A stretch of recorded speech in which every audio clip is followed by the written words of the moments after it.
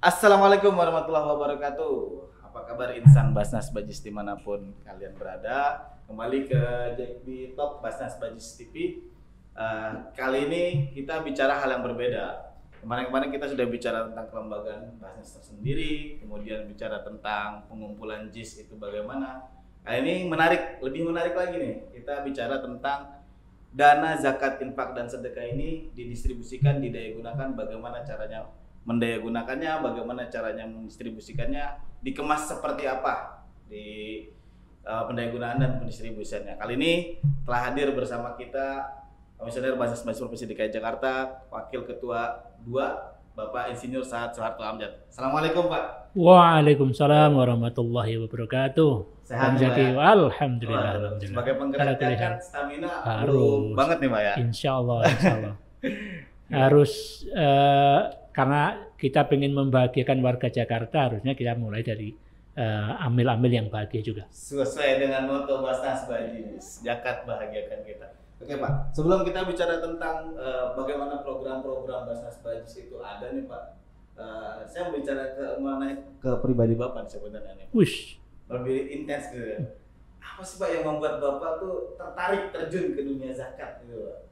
Ya, jadi begini, dalam hidup saya itu saya ini berada di entrepreneur dan profesional. Oke. Jadi saya mengawali sebagai entrepreneur, sebagai pengusaha, dan kemudian saya menjadi profesional, menjadi direktur di suatu lembaga keuangan, menjadi pengurus di suatu lembaga keuangan dan lain sebagainya. Kemudian ada satu fase di mana kemudian kita merasa bahwa kita perlu mengenal lebih banyak berkaitan dengan sosial ya, berkaitan dengan social entrepreneur. Karena memang pada dasarnya dunia bisnis pun itu mengarah ke tanggung jawab sosial. Jadi sekarang ada people planet, ada orang melihat bahwa orang tidak melihat hanya bisnis saja, bukan hanya profit semata, tapi harus juga pada people, pada bagaimana membuat kesejahteraan, bagaimana membuat planet menjadi lestari gitu. Itu secara umum dunia ke arah sana. Tapi memang di diri kita masing-masing itu juga ada kesadaran ya, bahwa kemudian kita ingin melihat bahwa hidup kita mungkin lebih berarti secara sosial.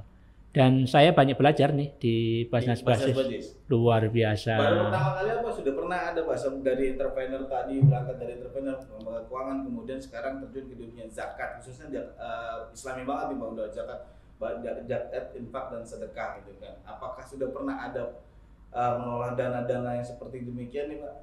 Sebenarnya nggak tepat seperti itu, cuman memang saya bergerak di bidang keuangan yang keuangan itu mikro, jadi memang lebih banyak bersinggungan dengan masyarakat-masyarakat yang actively economic poor. Jadi memang mereka ini secara ekonomi aktif. Nah, sedangkan masyarakat-masyarakat mustahik itu biasanya belum aktif secara ekonomi. Oke, berarti kalau kesini tuh tentunya lebih kepada ke mustahiknya nih Pak. Iya betul, iya betul. Nah, kita memang ada tantangan di sisi itu ya. Kebetulan dulu tahun 2006 pas gempa Jogja, saya pernah diminta untuk bantu menjadi tim leader di kegempaan di Jogja sampai di bencana ya. Jadi pada waktu itu saya 3 bulan di Jogja membantu dompet duafa waktu itu. Jadi saya belum pernah menjadi pegawai atau amil dompet duafa, tapi saya pernah bantu menjadi tim leader untuk dompet duafa, dan kemudian saya banyak kenal dengan teman-teman di zakat lah, lembaga zakat. Makanya mungkin teman-teman zakat mengira saya pernah masuk di dunia zakatan ya. Nah, jadi pikir dapat ditempatkan di posisi sebagai program nggak Pak, di bagian program pendistribusian dan pendayagunaan? Pernah berpikir nggak sih Pak, gara-gara cuma itu dong tiba-tiba di Basnas Bajis tuh langsung jadi di bagian ini loh gitu? sebenarnya kita belum pernah ya, belum pernah. Jadi sambil pada waktu pertama kali diminta untuk saya bukan diminta ya, karena saya mendaftarkan menjadi pimpinan Basnas Basis itu lewat mekanisme pansel. Artinya amanah itu memang kita minta, kita ambil. Bukan kita minta ya, kita ambil ya. Tapi artinya itu ada pembukaan dan kemudian proses seleksi saya mengambil amanah tersebut. Jadi bukan saya kemudian diminta untuk datang gitu, tidak. Secara umum itu berarti harus ada tanggung jawab lebih. Ya, karena ada pertama tentu ingin berarti lebih ya, dan juga ingin belajar, dan ternyata memang luar biasa. Kalau biasanya saya ini di Jakarta kan selama ini kan di SCBD lah ya, di Sudirman Sintayong. Bukan yang Sudirman Sintayong yang kemarin, tapi Sudirman Central Business District. Jadi di Triple E di Jakarta lah, kantor-kantor perkantoran gitu ya, ketemunya yang wangi-wangi, ketemunya yang glowing-glowing gitu. Nah, sekarang ketemunya di Basnas Bajis. Kita kemudian melihat ada Jakarta yang lain. Sisinya. Sisi yang berbeda. Yang berbeda ya. Ya, dan itu koeksis. Mereka hidup bersama-sama di Jakarta, mencari penghidupan di Jakarta, mencari kesejahteraan di Jakarta. Jadi kita kemudian melihat lebih komprehensif nih Jakarta. Lengkap bahwa ada Jakarta yang punya peluang yang luar biasa. Jakarta ini luar biasa. Ada kelas menengah Jakarta itu sangat besar. 60-an% itu kelas menengah di Jakarta. Menengah. Iya. Ada sekitar 6 juta orang tidak miskin di Jakarta. Tidak miskin. Iya. Tidak miskin, tidak kaya. Sudah dianggap sebagai orang yang kaya, layak untuk membayar zakat. Oke. Itu. Nah, kalau orang miskin di Jakarta itu merupakan persentase terkecil di Indonesia.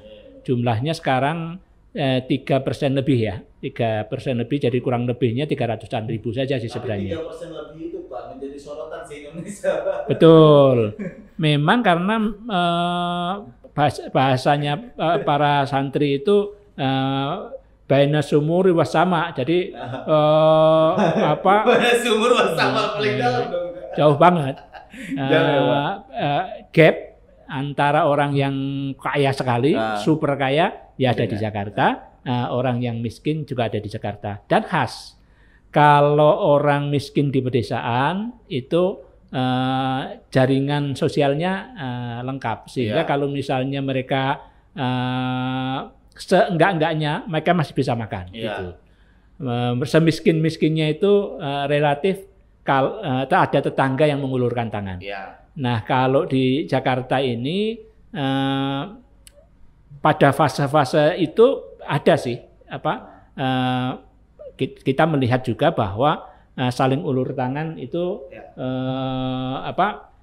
cukup ada. Tapi ya itu sambil ngopi nih. Ini ngopi kita nih. Ini ngopi difabis. Khas difabis. Ya, ini para difabel nih yang ini saya buka begini apa begini nih Bang? Kalau ini bertanda memang sudah menjadi gaya hidup di Jakarta. Menarik nih Pak, kopi. Kalau sudah minum kopi berarti kita sudah nyentuh program Basnas Bajis nih Pak. Iya. Nih. Kenapa sih Pak milihnya program kopi nih Pak nih? Itu kopi tadi saya pada waktu sebelum jeda ngopi yang ternyata kemudian menarik kita ini, itu kita ngomong mengenai urban, khasnya masyarakat urban. Oleh karena itu, salah satu arahan Pak Gubernur memang melihat bahwa tahun 2050 kata Pak Gubernur yang akan datang itu 80% masyarakat dunia itu berada di perkotaan. Itu.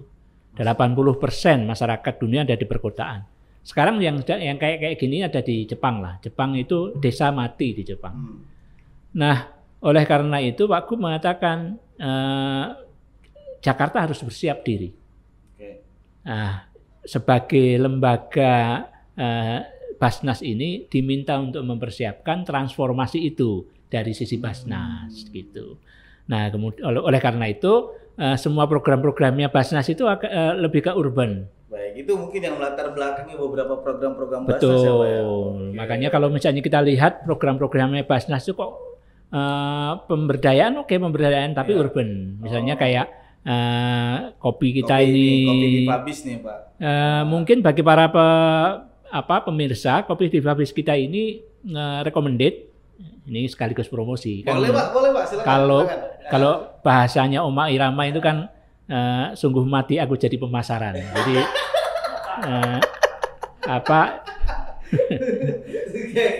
dalam apapun ini tetap pemasaran terus gitu.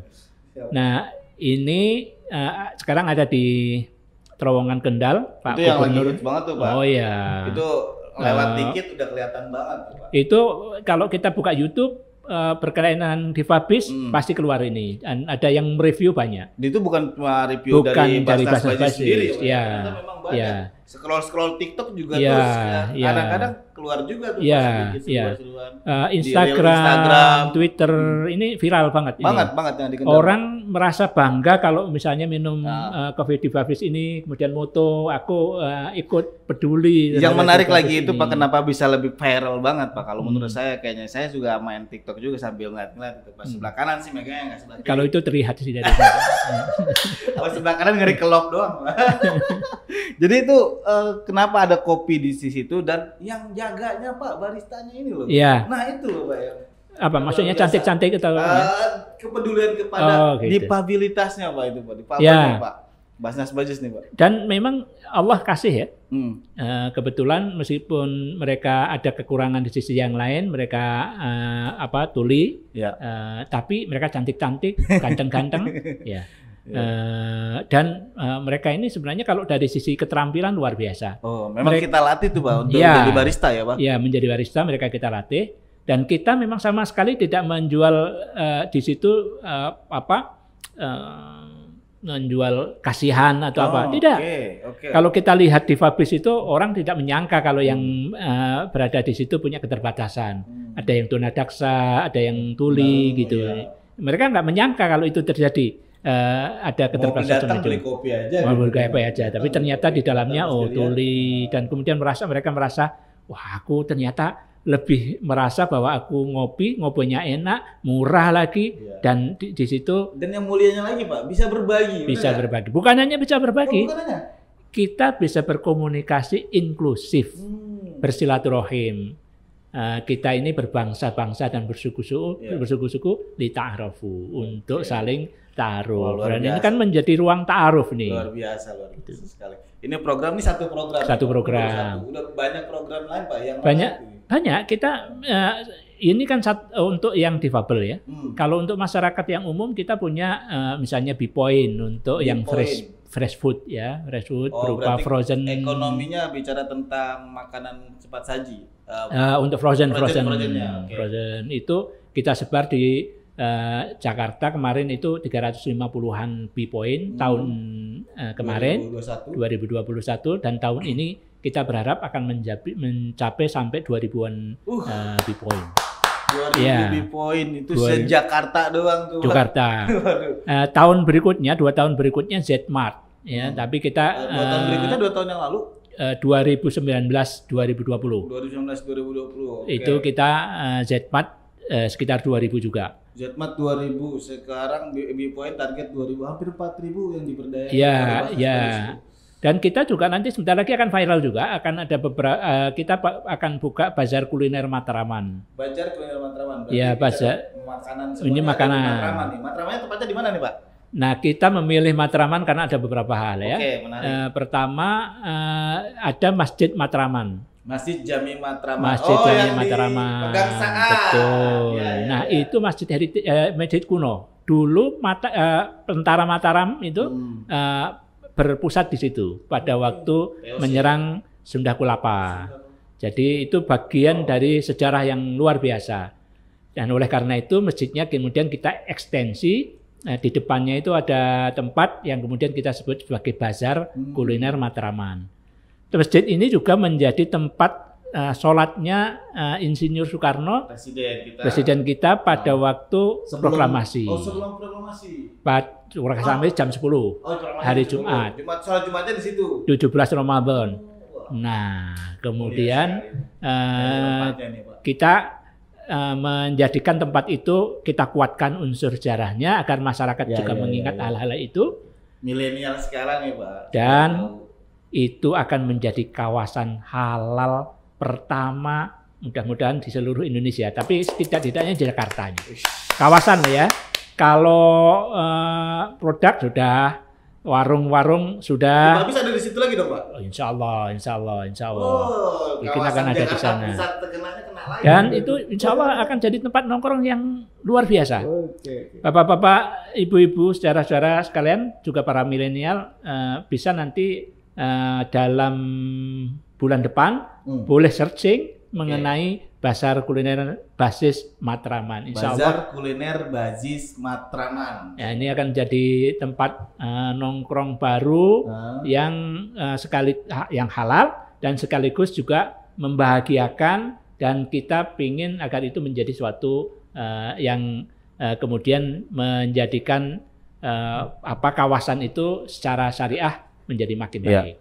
Itu menarik tuh Pak, dari situ. Wah, luar biasa sekali. Dan itu tempatnya di dekat masjid, bahkan sambil jajan, sambil nongkrong, ingat waktu sholat. Oh iya. Dan kita ingin itu ketika waktu sholat bazar itu kemudian berhenti sebentar, kemudian kita boleh yang ingin sholat boleh untuk sholat. Iya. Karena kan kadang-kadang Pak, kalau saya kalau kemana-mana ribet bet kan, kalau tapi saya keluar nih.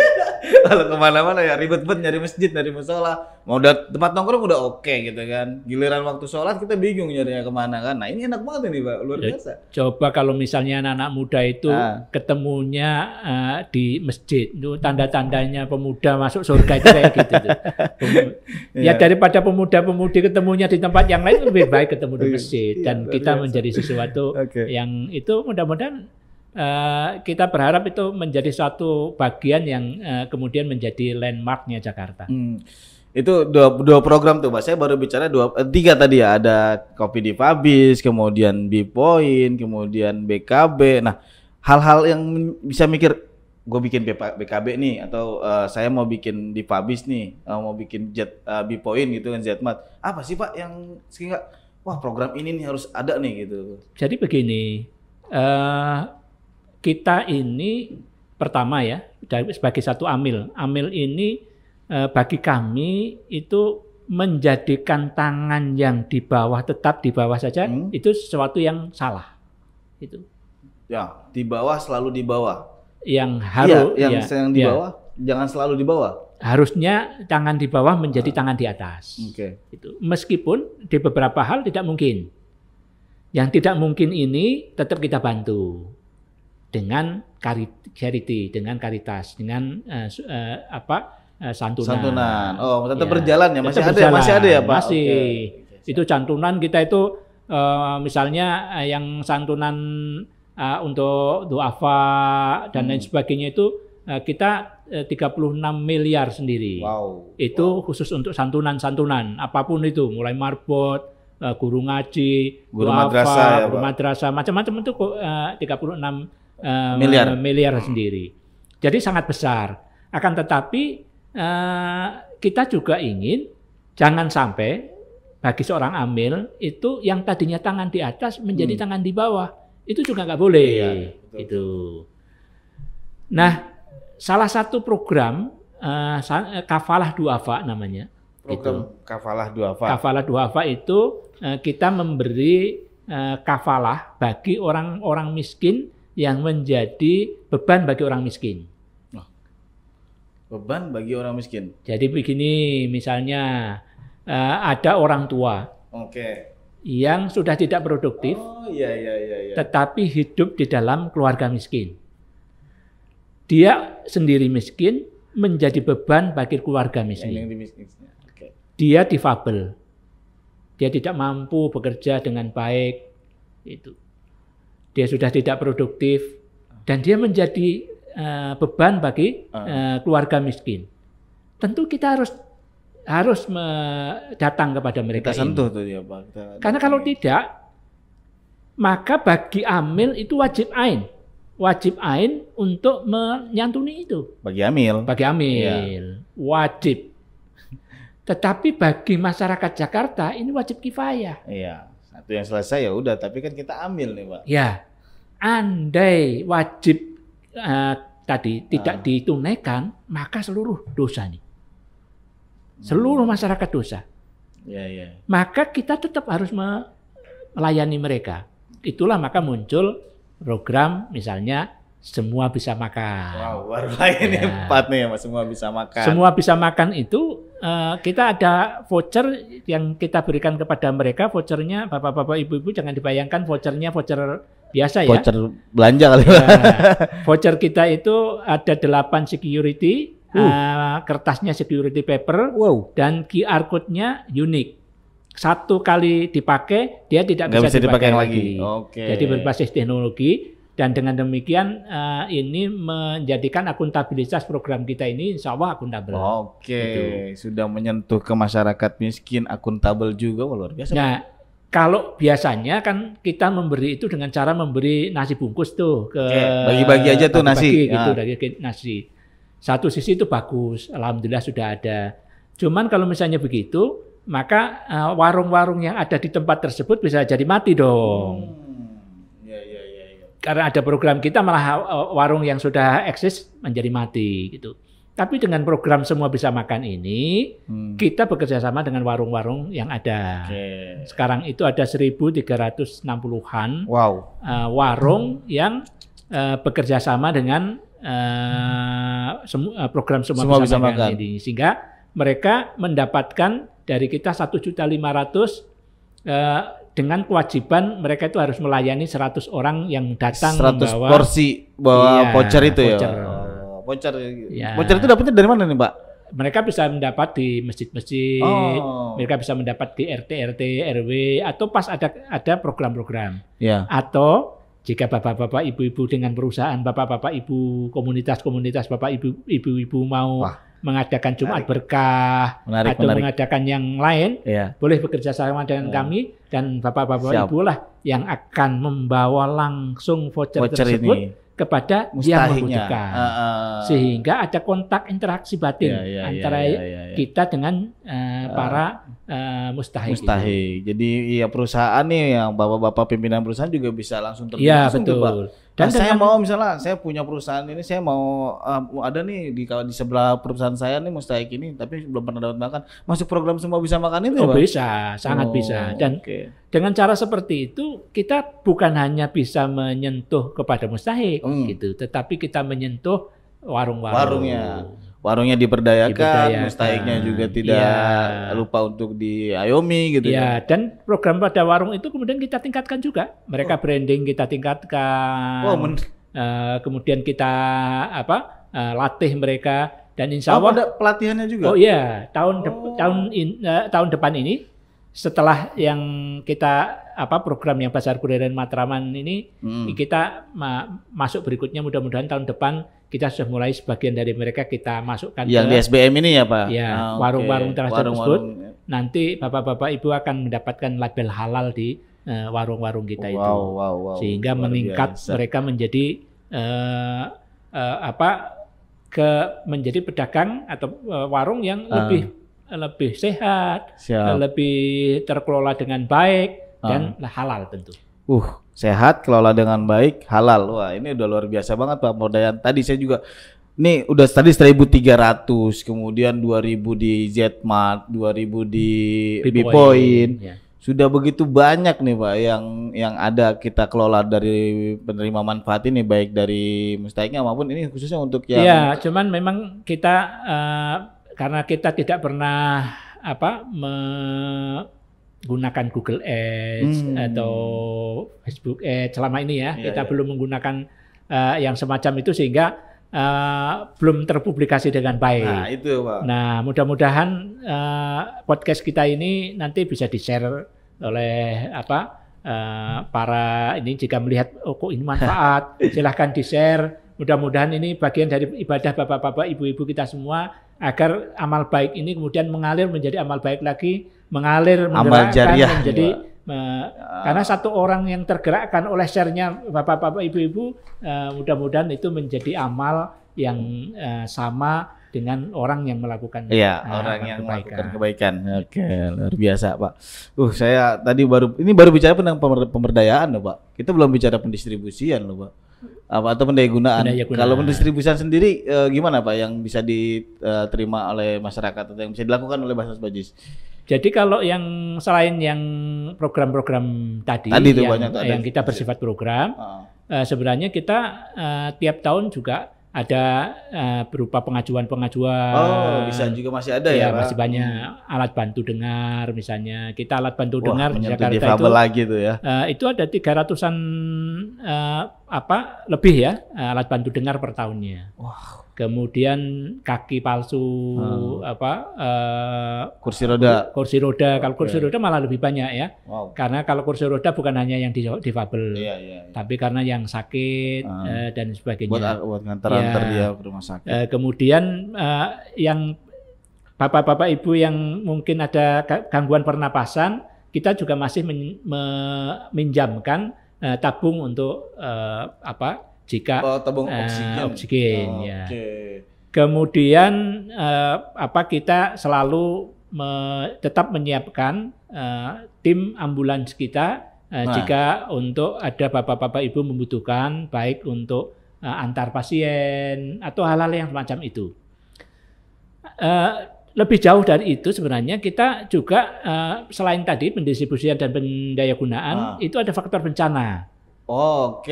Distribusian pencanaan pendayagunaan Nah, satu lagi bencana ya Pak? Ya, yang bencana itu di luar itu. Jadi bencana itu kita sewaktu-waktu ya. Jadi bapak-bapak, ibu-ibu, kami memang visi Basnas Bajis kan sekarang ini menjadi simpul kolaborasi kebaikan untuk bahagiaan dan untuk membahagiakan warga Jakarta. Kesejahteraan dan bahagiakan warga Jakarta. Nah, karena itulah maka kita bekerja sama nih dengan selain kita punya pasukan juga untuk Basnas Bajis Tangga Bencana.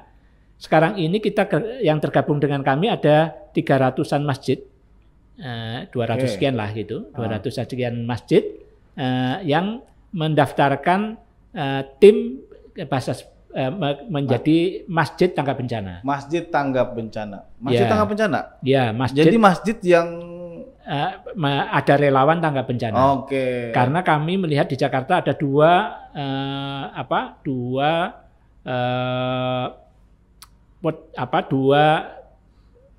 prevalensi bencana, yakni karena kebakaran dan banjir. Nah, di dua tempat ini kalau misalnya bapak-bapak, ibu-ibu masjidnya ada titik rawan terhadap dua hal ini, ada baiknya bapak-bapak, ibu-ibu mendaftarkan masjid bapak-bapak, ibu dan relawannya untuk kita latih dan kemudian nanti tergabung di dalam. Itu menjadi kepanjangan tanganan Basnas Bajis sendiri sehingga semua program-program menjadi akan lebih cepat. Sekarang ini alhamdulillah bapak-bapak, ibu-ibu begitu kebakaran jam ini, insya Allah jam ini pula kami sudah ada di situ. Kita dari situ ya Pak. Sudah hadir, sudah ini dan sebagainya. Banjir demikian juga. Bahkan katanya juga kita paskanya pun katanya hadir juga, benar nggak Pak? Itulah makanya bapak-bapak, ibu-ibu bisa lihat ada beberapa kampung-kampung Basnas Bajis yang kita buat pasca bencana. Jadi kita punya program untuk perumahan ya. Baru masuk program lagi. Luar biasa ini. Program perumahan itu kita lihat misalnya bapak-bapak, ibu, kalau untuk warga yang memang sudah tidak mampu, sama sekali tidak mampu karena memang orangnya tua, biasanya memang orang-orang tua atau difabel gitu lagi, orang tua difabel yang kurang lebihnya seperti itu, yang mereka tidak mampu kemudian rumahnya sudah tidak layak gitu. itu mekanisme jalurnya lewat kelurahan memang. Mereka mendapat verifikasi dari lurah, pengajuannya nanti rekomendasi dari lurah. Biasanya kita satu kelurahan itu 2 sampai 3 rumah. 2 sampai 3 rumah. Iya, pada tahun ini hampir 500-an ya.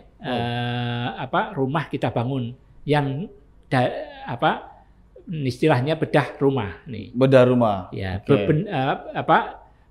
bedah rumi kalau bahasa. Oh iya, bedah rumi. Ya, rumi gue lo bedada gitu kan. Iya, bedah rumi. Bedah rumi. Nah, tetapi kalau terjadi kebencanaan, ya ini tidak lagi melihat bahwa dia itu difabel atau tua atau ini.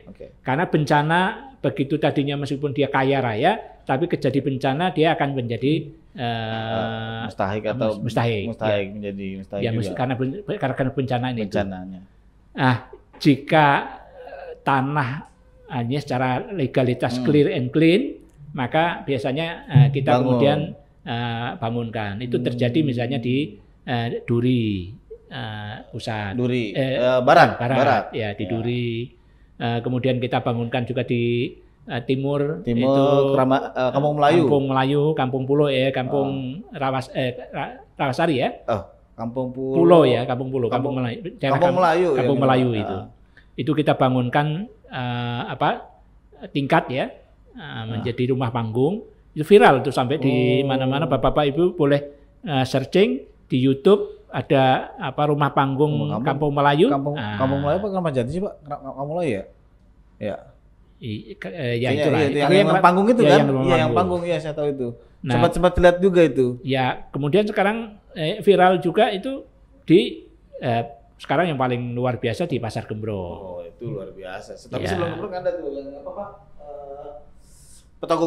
Petogogan ada di Jakarta Selatan. Jadi udah hampir semua Jakarta tuh Pak. Ya, Cipete juga ada. Oh, Cipete. Nah, yang viral banget nih Gembrong nih Pak. Gembrong. Ya. Belum karena kemarin Pak Gub juga hadir ke sana untuk memulai karena memang itu paling besar. Kalau biasanya kita paling ada yang 17 rumah. Jadi 48. beda kawasan tuh gimana Pak? Beda kawasan tuh 1 rumah, 2 rumah, 3 rumah atau gimana Pak? Kalau beda rumah kan tadi satu nih. Satu ya. Lurah ini ya punya merekomendasikan 2 mustahik nih di RT ini ada, di RW ini ada gitu kan. Ya, dan itu kan kemudian banyak orang tidak tahu ya. Iya, karena titiknya bisa. Meskipun jumlahnya besar sekali itu. 500 lebih loh, Pak. 500 ya, tapi orang nggak pada ngerti mengenai hal ini. Tapi kalau beberapa kawasan itu memang kawasannya kita bangun. Jadi kalau bukan hanya rumah dong, bukan berarti hanya kalau rumah. bicara kawasan. Ya, jadi kita ngomong mengenai 5 sehat ya di dalam kawasan tersebut. Yang pertama sehat rohani. Oke, pertama. Kemudian sehat jasmani. Artinya tempat itu sarana spiritual kita bangun. TPA, masjid dan lain sebagainya kita bangun. Ada majelis taklimnya, ada tempat ruang kumpul majelis taklim. Yang di Kuitang itu ada. Oh iya, Kuitang ya, Kuitang. Ada tempat majelis taklim itu yang kita bangun. Kebakaran kan ya Pak Kuitang? Iya, pasca kebakaran. Yang di Kampung Gembrong ini malah masjid yang kita akan bangun. Satu musola, yang satunya tadinya musola kita jadiin masjid nih. Insya Allah. Yang di tengah-tengah tuh kalau nggak salah. Dananya mungkin sekitar 2 miliar nanti Insya Allah. Buat masjid doang tuh ya Pak? Nah kemudian tadi sudah sehat rohani, sehat jasmani, sehat intelektual. Jadi bagaimana pendidikan dan lain sebagainya. Kemudian sehat finansial, bagaimana ekonomi akan tumbuh dan sebagainya. Kemudian sehat lingkungan dan sosial, sehingga kohesivitas terbangun, sehat lingkungannya, pranata infrastrukturnya juga kita lihat sehingga menjadi lebih tangguh terhadap banjir, lebih tanggung terhadap di Gembrong ini kan luar biasa Pak. Hampir berapa ada luasnya? 138 rumah. 138 rumah. Oh, kalau yang di lain-lain kan paling nggak cuma puluhan ya Pak, belasan atau puluhan. Ini 138 rumah. Ini Basnas Baji sendiri gimana Pak? Kalau untuk rumah kita sendiri. Oh, rumah Basnas Baji sendiri. Tapi untuk infrastrukturnya. Rumah masjid ya Pak ya? Ya, rumah masjid kita alhamdulillah ada kolaborator. Oh. Insya Allah nanti ada beberapa lembaga zakat yang ingin masuk di dalamnya. Oh, Kalau benar-benar menjadi simbol kolaborasi nih. Di sebelahnya musola, jadi musolanya kita rapikan, nanti ada salah satu perusahaan United Tractor yang ingin ikut kolaborasi juga di dalamnya. Kemudian sebenarnya kita juga mendapat sumbangan, ini bapak-bapak, ibu-ibu mau nyumbang silahkan. Di situ ada kita karena catnya warna-warni. Wow. Ya, itu ada perusahaan cat juga yang menyumbangkan. Sayang saya lupa nama perusahaannya. Saya khawatir salah menyebutkan. Jadi hari ini belum saya sebutkan. Oke.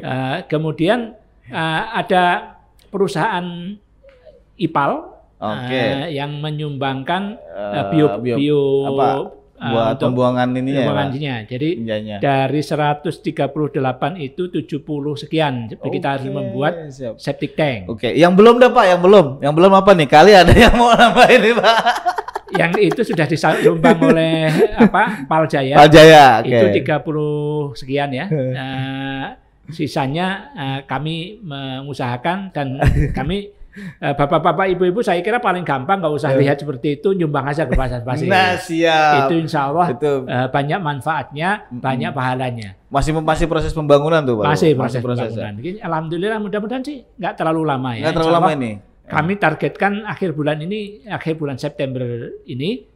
Jadi sekitar tanggal 30 September nanti insya Allah kita sudah selesai. Sudah selesai pembangunan 138, wah luar biasa banyak sekali. Jalannya dari Bina Marga, solokan-solokan dari sumber SKPD, daya SKPD di ini juga kita libatkan ya Pak ya. Benar-benar Pak menjadi Wali Timur luar biasa. Beliau malah lebih sering di gembrong daripada kami. Kami mungkin beberapa kali Pak Wali sudah hampir tiap minggu nih sambil nyepeda ke sana. Karena kita ini tidak lagi digerakkan oleh satu bahwa ini kegiatan, tapi ini sesuatu yang menggerakkan batin kita tertaut kepada para mustahik. Jadi saya kira Pak Wali bukan datang sebagai wali kota, lebih karena beliau merasa bahwa ini sebagai umat orang Muslim melihat bahwa zakat itu ternyata bisa berdaya guna begitu rupa. Siap. Bentar Pak, seret Pak. Boleh saya juga ngopi nih. Seret tadi Pak. Kopinya enak banget masalahnya Pak. Mau saya tutup begini sayang karena di sini ada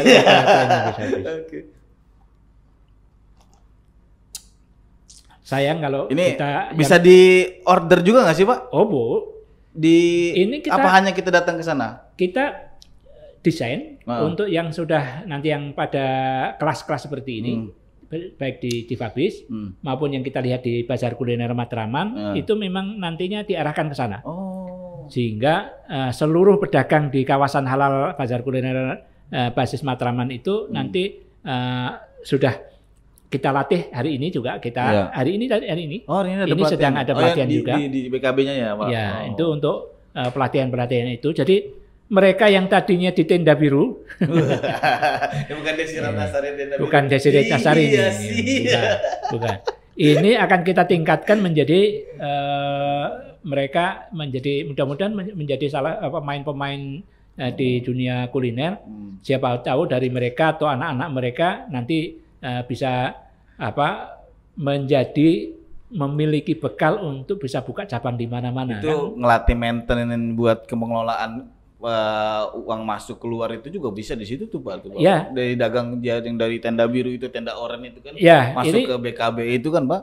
Termasuk ini kita akan latih hal-hal yang macam itu. Jadi nanti kita begitu masuk kita akan masukkan kepada aplikasi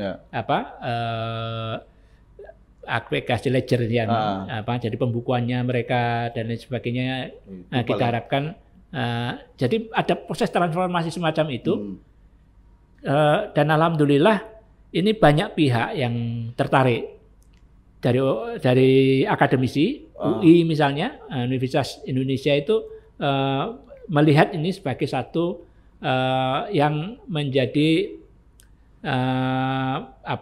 hal yang bisa ditingkatkan bagi tata kota di Indonesia. Jadi ini menjadi objek untuk penelitian juga. Penelitian mahasiswa UI ya, luar biasa. MUI melihat ini, wah kalau begitu kami, oleh karena itu kita membuat kawasan halal ini bersama dengan LPPOM MUI.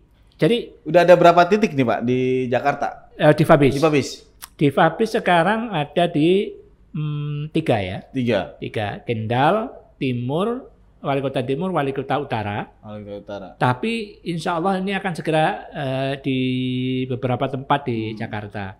Mudah-mudahan sampai akhir tahun ini ya kalau 6 mudah-mudahan lebih lah. Mudah-mudahan lebih. Kuliner Matraman, nanti kuliner Matraman tahun ini ya Pak? Iya tahun ini. Udah 4 tahun ini. Matraman di pusat, di Balai Kota Gubernur, Selatan, CSW Selatan, ya, dan lain sebagainya. Itu kalau di CSW Selatan udah viral banget ya Pak, pasti Pak, udah banyak. Ini mudah-mudahan ini kota tua kita ingin. Ya, baru kemarin kan Gubernur juga tuh Pak meresmikan program yang kota tua itu kan. Ini kita sudah diminta untuk masuk ada beberapa kawasan di kota tua yang memang membutuhkan kelengkapan agar kota tua itu menjadi ruang ketiga yang bisa menjadi melting pot ketemunya para masyarakat di situ. Nah, mereka membutuhkan basis-basis ini. Dan ini menjadi satu etalase yang luar biasa di mana tiba-tiba Jakarta, bukan tiba-tiba ya, kemudian orang melihat bahwa Jakarta itu menjadi tempat yang selain baru, bersih, indah, akses kemana-mana gampang, juga ternyata ramah terhadap difabel, ramah terhadap ini sesuatu yang luar biasa. Ada satu lagi yang sebenarnya terlupa. Saya tuh sebenarnya suka ngeliat-ngeliat juga Pak di Basnas Bajis. Pesantren Pak. Oh iya. Itu kemarin katanya habis ngobrol sama gubernur juga didatengin tuh Pak pesantren. Ya. Itu gimana bisa tiba-tiba Basnas Bajis ada pesantren khusus difabel gitu. Ya. Tiba-tiba jadi ada begini, pesantren loh Pak. Kita kan tadi ngomong-ngomong itu kan sebenarnya berkenaan dengan amal soleh. Suatu amal soleh itu menggerakkan amal soleh yang lain. Oke. Jadi ketika kita melakukan suatu kegiatan, biasanya ini di Fabis ini, itu akan menggerakkan orang lain.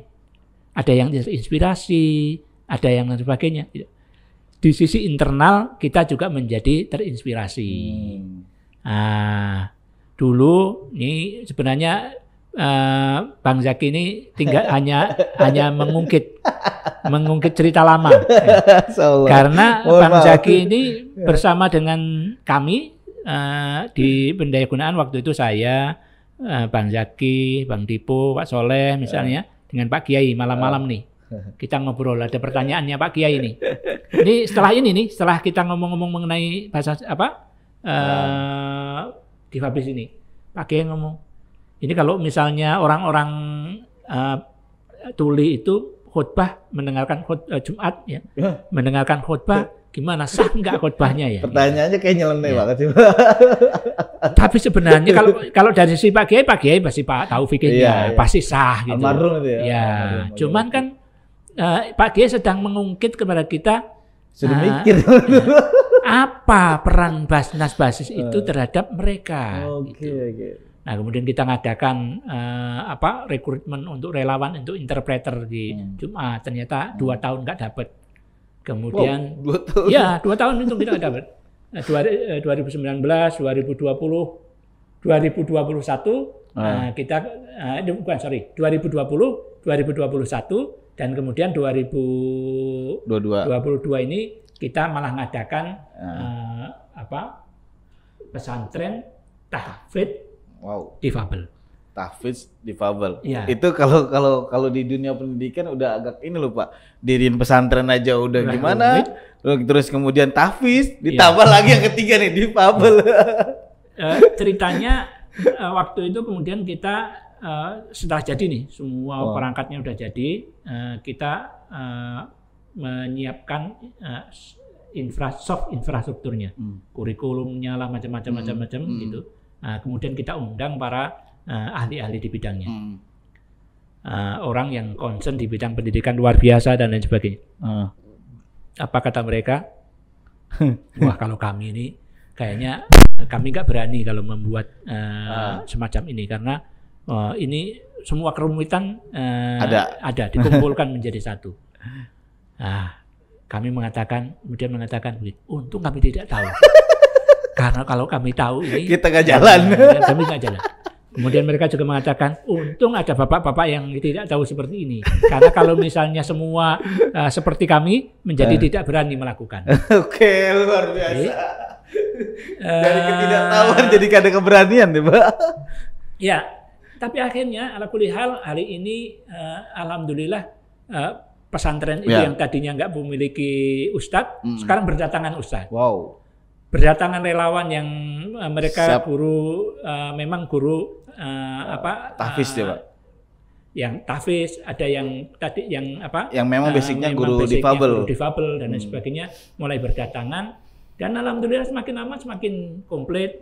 Semakin lama semakin kita percaya diri, bahkan alhamdulillah kemarin kita sudah mulai rekrutmen bapak-bapak ibu-ibu untuk para calon ustadz ustadzah yang ingin belajar mengenai tahfidz khusus untuk teman-teman tuli, dipersilakan untuk mendaftar. Linknya sudah pendaftaran sudah mulai 2 minggu yang lalu dan nanti linknya adalah kita share ya Pak linknya. Link pendaftarannya. Oke. Itu baru tuli ya Pak, baru tuli. Sementara kita baru tuli karena semua prosesnya harus belajar, berjalan sambil belajar ya. Kalau untuk yang braille itu karena relatif sudah banyak dan untuk mereka infrastrukturnya relatif sudah cukup lengkap, itu maka kita melihat bahwa unsur darurinya nggak terlalu. Iya, karena udah ada yang tanggung jawab ini kan. Yang tunanetra hafiz namanya. Cuman khusus untuk tuli itu bahkan pendidikan agama untuk tuli ini belum berkembang. Karena memang ribet pengajarnya Pak. Ya, simbol-simbol tertentu itu pun juga masih sedikit yang mampu menguasai. Kalau tuli dengan bahas translatornya dengan bahasa Indonesia kan sudah biasa. Ini kan bahasa Arab Pak. Iya kan? Berarti kan kalian khusus banget tuh. Memang ini oleh karena itulah Basnas Basis merasa bahwa Basnas Basis harus menunaikan hak dasar mereka. Orang tuli kan mempunyai hak untuk memahami agama. Mereka punya hak memahami agama. Dan oleh karena itu Basnas Basis sebagai lembaga amil harus hadir untuk memberikan hak mereka. Jadi sebenarnya kalau dari sisi ini kembali lagi Basnas Basis telah menunaikan kewajibannya untuk menggugurkan kewajiban kifayah yang lain. Wah, menarik banget obrolan kita nih Pak, luar biasa nih dari difabel, kemudian dari pemberdayaan ekonomi, kemudian juga pendistribusinya juga tidak kalah banyak segala macam. Tapi ini memang diskusi kita ini agar kemudian para pemirsa menjadi kita berharap kemudian menjadikan pemirsa menengok kepada program-program Basnas Basis, dan saya kira kami terbuka bapak-bapak ibu-ibu untuk datang langsung ke kantor kita. Nanti kita anterin tuh Pak kemana-mana tuh. Boleh. Mau kemana? Mau ngeliat gembrong, ayo gitu kan. Supaya kemudian juga melihat bahwa pengelolaan lembaga zakat itu akuntabel. Ternyata kami prinsip-prinsip good corporate governance kita lakukan dengan baik. Kita juga tertib administrasi. Kita setiap tahun wajar tanpa perkecualian. WTP 3 kali tahun berturut-turut tuh Pak. Dari 2019, 2020, 2021. Kita dipelototin nih oleh 3 lembaga. Nah, itu dia Pak. Menariknya di Basnas Basis tuh Pak. Ya, ada Kemenak melototin kita nih. Ada Basnas Pusat RI melototin kita juga. Kemudian ada Pemprov melihat kita, dan kita harus lolos semua itu berkaitan dengan baik mulai dari perencanaan di RKAT. Jadi semua perencanaan kita harus kita setorkan ke di tahun ini nih, tahun 2000 kayak misalnya tahun 2022 ini untuk 2023 ya kita sudah menyodorkan perencanaan kita untuk tahun berikutnya. Ya. Bocoran dikit Pak, 2023 apa nih Pak? 2023 kita yang berkaitan dengan program-program yang sudah berjalan kita akan teruskan mudah-mudahan. Ada beberapa yang mungkin kita akan lebih concern ke berkaitan dengan lingkungan ya. Ya, kita juga punya sekarang mudah-mudahan ini nanti sampai akhir tahun ini kita sudah mulai. Kita punya sekitar 27 kampung kuda. Wow. Jadi para kusir kuda delman itu delman di Jakarta. Yang kemarin sempat ikut andil di lebaran yatim ya Pak ya? Lebaran yatim Muharram kemarin ya? Ya. Itu jumlahnya yang mungkin sekitar 300-an lah ya, 300-an kuda dengan pemiliknya ada kusirnya, ada pemiliknya. Jadi lingkungannya juga sekarang ini banyak yang tidak layak. Kita akan rubah lingkungannya. Di sisi itu kita juga ingin nanti ada pengolahan sampah ya di beberapa tempat. Kita lagi ingin pendekatan dengan seluruh beberapa kepala desa, lurah-lurah lah ya di Jakarta yang mempunyai tempat untuk wadah penampungan sampah itu ya Pak. Penampungan sampah yang dan pengolahannya. Ya di kawasan. Sebenarnya yang semacam ini di Jakarta sudah ada. Ya. Cuman masing-masing punya kelebihan kekurangannya ya. Kita ingin sih sebenarnya kalau misalnya itu bisa kita lakukan mulai dari awal, itu akan karena sasaran juga beda mungkin kali Pak, Basnas bagi sasaran nanti yang ngelola siapa atau segala macam kan kita memberdayakan masyarakat menengah ke bawah lagi nih Pak, pastikan kita menyentuh momen yang lainnya gitu kan. Kita juga sedang mempersiapkan untuk apa yang kita sebut sebagai panen air ya, di panen air hujan. Di water harvesting kalau bahasa ininya. Kami sedang mencari teknologi tepat guna yang kalau water harvesting saya kira sudah berkembang. Bapak-bapak, ibu-ibu yang para ahli air, mari kita gabung di kami sekaligus ini menjadi undangan bagi para pemerhati lingkungan.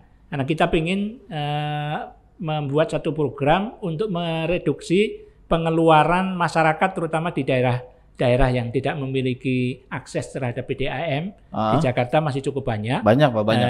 Di utara terutama, utara dan barat ya, Bapak-bapak, Ibu-ibu, yang mereka ya tiap hari itu mulai dari pengeluaran harian mereka untuk air saja sekitar 30 sampai 60-an ribu. Sedrijen itu waktu itu saya beli 3.000 Pak. Ya. Itu tahun berapa saya itu Pak? Air bersih. Nah, kalau misalnya pengeluaran ini bisa kita kurangi karena kita panen air hujan. Kalau soal teknologi insya Allah clear, Bapak-bapak Ibu itu suatu yang biasa. Cuman sekarang kita akan memodifikasinya agar bisa sesuai dengan tempat yang terbatas di masyarakat kita karena rumah-rumah kita itu bukan rumah-rumah yang 40 meter persegi. Banyak pekarangannya. Tapi ya bagaimana memanfaatkan misalnya kolong tempat tidur kita jadikan menjadi water tank dan sebagainya. Nanti ini kita sedang bisa kita lakukan. Itu program di 2023. Kalau yang terdekatnya Pak, yang terdekat dia sampai nanti akhir tahun ini? Akhir tahun ini kita hanya menyelesaikan distribusi ya. Pendistribusian aja yang belum kelar ya. Dan beberapa program-program yang sedang berjalan tadi kayak BKB, kemudian Gembrong dan segala macam. Oke, menarik. Terima kasih Pak Saat perjumpaan kita kali ini. Terima kasih. Waduh, luar biasa. Sama Jack Talk yang makin berkibar ini. Mudah-mudahan. Terakhir Pak, mungkin buat pendengar kita nih Pak, penonton kita, apa yang ingin Bapak sampaikan baik distribusian maupun akuntabel Basnas segala macamnya, mungkin pesan-pesan dan baik.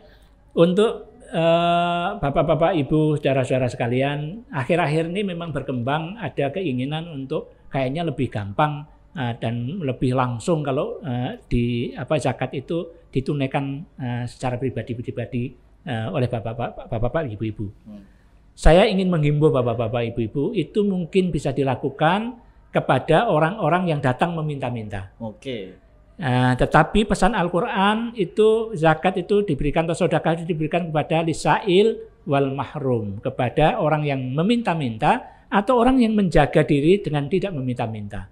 Nah, kepada orang yang datang tidak meminta-minta ini harus ada memang suatu lembaga yang dengan sungguh-sungguh memperhatikan, punya database yang cukup, punya perencanaan yang kuat, sehingga mereka mampu membuat program-program yang betul-betul menyentuh masyarakat yang menjaga kehormatannya dengan tidak meminta-minta.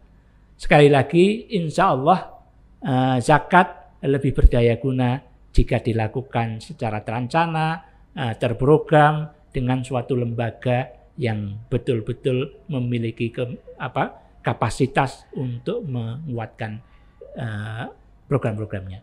Mudah-mudahan Basnas Basis salah satu pilihan Bapak-Bapak Ibu sekalian. Amin ya rabbal alamin, luar biasa. Makasih Pak Saad perjumpanya. Mudah-mudahan kita bisa ngobrol-ngobrol lagi nih Pak. Siap, sambil ngopi lagi Pak. Terakhir Pak ini Pak, ngopi yang karena Allah itu ganjil, suka sama yang ganjil. Saya yang ketiga nih Pak.